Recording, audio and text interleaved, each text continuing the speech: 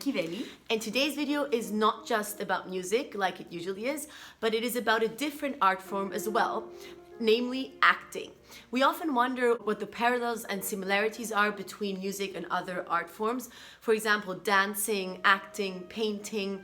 And today we have a very special guest, Georgina Liossi, who is a Greek actress who became very well known to the public through her main role in the Greek television series Tamam, and who is now playing main roles in significant theater plays in Athens, and who we met several years ago. And she's going to be joining us in this conversation to talk about what is similar, what we can relate to as musicians and as actors, and also what things are not so similar. We met Georgina a couple of years ago because we collaborated during our festival in 2016, and we've also collaborated a couple of times since, specifically during educational projects. So we didn't just meet her in her capacity as an actress, but also as someone who's always willing to do things that are important, and she's always socially active, and that is something that of course is also very important to us. So therefore we're very happy that she's with us here today. Of course she will be joining us via Skype. She's also in social distancing, social isolation, quarantine mode,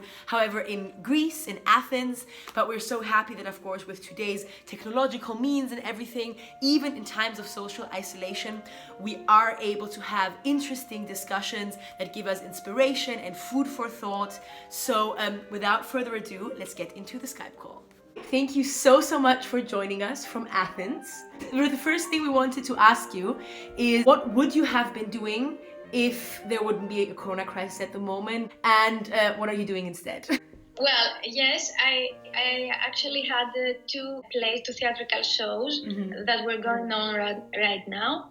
I was at children's play, which was every day, every morning for schools and Sundays for families. And then at night, I was at another theatrical play, Lolita. Meanwhile, I was also rehearsing for the next play. And I actually had zero time for myself, and now I have so much time. Yeah, I mean, there actually are some positive things happening from this. We were discussing this, that there's more time for us to spend, to discuss, and to reflect. Yes, actually, my cats were seeing me at 7 in the morning, and then maybe 11 at night. Yeah. And now we're all day together, and they're actually kind of weirded out at the door, like, you don't have to go somewhere. From what we know, you started your career actually on TV. You were one of the main roles in a very successful TV show in Greece, and we were wondering, after doing that for probably quite some time, do you now do more film work or more theater work? Actually, I started from cinema, but yes, the truth is that I established myself as an actress from that series and then. But since this ended, I kind of, the last 3 years, I'm doing only theater, but it's something that more or less happened. It wasn't actually a decision. The decision to me was only on the part of the quality of the things that were offered to me. I preferred some things more, so I prefer to wait for the right thing to come. So maybe to get to another point that is a kind of a parallel between acting and music making, which is we have to learn music by heart and the notes, and you obviously have to learn lines by heart. So we were wondering, do you have any specific practice techniques that you use to memorize lines very well, or to get emotion into the lines? Like, do you have tricks that that you use to do that? Well, for learning the lines, when it's a dialogue, I prefer to learn it with the other person that we have to act together. Because, okay, you can always read it alone, but it's completely different. You just learn it like by heart, but there's nothing going on. Then you have to learn it with the other person, according to me, always. But when it's, for example, a monologue, I tend to do pictures for everything I say and follow the story I'm telling. So Okay. Okay. I don't forget where to go next. Yeah, I see. Yeah. And I mean, it's interesting because we definitely have all musicians have moments, like blackout moments on stage, where you forget the notes. And then everyone has, I think, their own ways to sort of ensure to get back into it. Some people, have like checkpoints where they know, okay, I can start from there again. I, for example, I really try to remember all the harmonies. I try to remember, like, not just the harmonies themselves, but also the relationship between the notes and stuff like that. So I think we all have our different sort of techniques to get back into it. Sometimes you're just completely out and then you just have to be honest and like, oh boy, I have to start again. Like that happens as well. Do you have like, what would you do? I mean, I don't know if it has happened to you. One time, we actually call it in Greek at least, sedoni. Okay. And it actually means not that you forgot the line, you totally blacked out, like, where am I and what am I doing? It happened to me one time. But thank God, the other actresses helped me. They gave me something, a word that rang a bell. Yeah. Okay, yeah. Somehow magical. But it's really interesting because this on theater a lot of times might look really, really interesting because it's like completely full pause. And maybe you look at the audience and they're like, yes, it's interesting, and you're blacked out. I mean, you die from heart attack. Because I do feel that, of course, it depends on the piece, but as a musician, you have more of a chance to maybe, in a subtle way, redirect it so it's not as obvious. I think that with words, because we all know how to speak words, it's maybe more not in that moment. no, I mean, it's more obvious. No, it's more obvious when suddenly the sentence.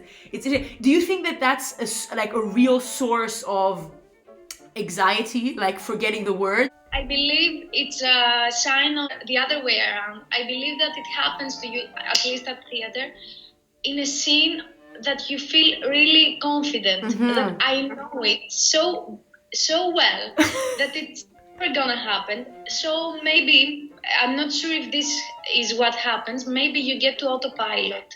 Yes. And then you black out. Yeah, this is definitely similar for us as well. If we just depend on the muscle memory. Yes, this is it. And then if you start thinking your lines, you are totally going to forget something because the character might be anything, but he or she might never be thinking of lines. Yes. The best thing you have to do is learn the text by as good as you can, so you never think about it. Yes, of course. Yeah. Of course, that's the same with us. Yeah, and then probably, I mean, for us it would be, or at least what I personally do is I try not to even think about the text or the notes, but about the emotion behind it, so that my head focuses so much on character that I cannot even think about notes. So, I mean, do you have ways that you interpret lines, that you think about how to phrase it, when it's supposed to be sad and happy? Like, are there go-to things that you use?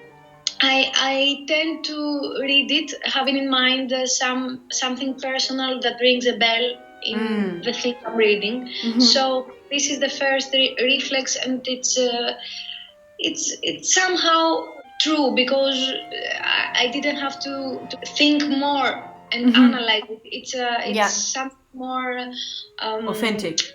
Yes. Yeah. So would you say that you put a lot of yourself into the role? It's not so much that you become the role, but it's like you putting your own feelings, your true sadness and true happiness into the role? Not exactly like that, but of course it's like that. I mean, the one part exactly like that and the other is not. I want to say that of course I am putting my means, my body, my voice, and my feelings to the character. So we exchange a lot of things. And the sadness is the way I experience it, but it's not Georgina's sadness. It's like I am trying to tell a story with my means, my voice and my hands and my body. So this is how I believe that is that this person would be happy from my experience. Yeah, I think that's also similar. Like I always find is, can you compare, for example, a character to, for us, the figure of a composer? Yeah. Because for us, the composer is the one that dictates the interpretation. And who we try to interpret. Exactly. So we use our means of sound and timing and that to bring about the vision of the composer. And I feel like that's similar to what you described of using your voice and your body and your charisma to bring about the vision of the character. I believe that when you go to see a play and you see the director, it's wrong. You know what I mean? I mean that you have to tell a story, and it's something really interesting that I have read once, which is more important when an actor wants to show you the moon and you look at the moon, or you're looking at his finger because he's pointing really nicely. Yeah. Yes. That my job is to make you look at the moon, not me and how beautifully I show you. Yeah, I see, yeah. So in a way, you're also just a facilitator of a more important message and not the important message itself. Yeah. Which is exactly what we do as well. We briefly talked about anxiety and, being scared of forgetting the lines in theater. And is there any type of anxiety that you feel when filming? Because, I mean, obviously forgetting a line doesn't matter there. Just like if we record, it doesn't matter because you can do it again. Is there a different type, or is it just not there? Well, forgetting a line might also be a problem because when you work with another person and the scene might be challenging, it's really bad if you forget a line and you lose the feeling. But then again, there are so many things that you have to think simultaneously when you're filming, like if I'm standing on my light, if I'm covering my co-player, everything. And you have to act naturally. You might be standing like this because on camera it's like this. Be natural, and this is kind of anxious. Interesting. Yeah. Well, thank you very much. So much. And hope to see you again soon without a screen between us. Yes, that's for sure. Thank you. And once all this is over and there is no social distancing anymore, we definitely warmly recommend you to travel to Greece and watch Georgina in a play, or just watch one of her films or TV shows online.